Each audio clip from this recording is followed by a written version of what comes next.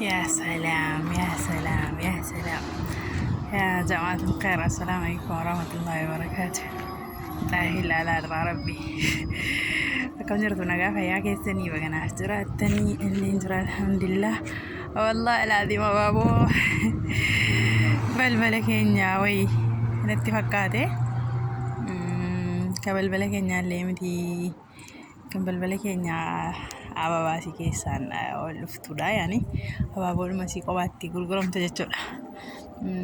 Kun immoo balbala keenyatti aanee wayi yaa salaam namni beektan yoo xiqqoo akka carraa viidiyoo kana daawwattan ababoo balbala jara Sheemamma Nuurirraa waaw itti fufnee immoo maal ilaalla tamrii isinitti agarsiisa. yaa salaam kun tamrii baala isaatii kan hin godhanne kan godhatetti isinin geessaa yani kun akkasitti maashaallah tabaarakallah dallichi dillaadha.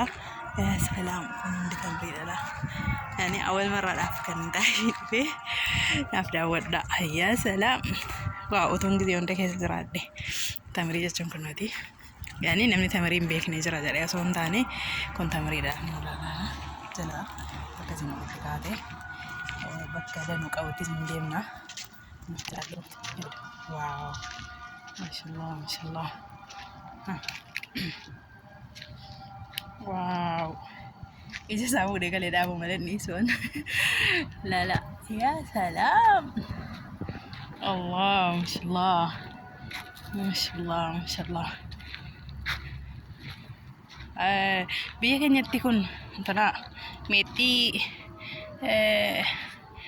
tadaan xaragdummaa naatiin hojjetamudha miti kan inni fakkaatu yani meexxiin kana waan fakkaatu natti fakkaata tarii nuti tamrii ta'uu isaa wallaale malee tamriidhumaan meexxiidha jedhaa turre jechuudha.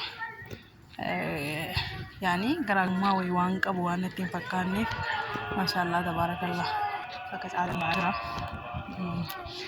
Yani asillee bubbuleeraa kan dura gadi hin baane malee kama sanattis kun olaala waan fakkaatu tamrii.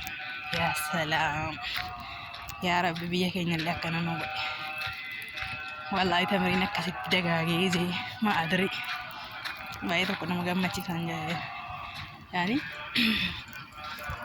an baay'ee tokko nuti toleega.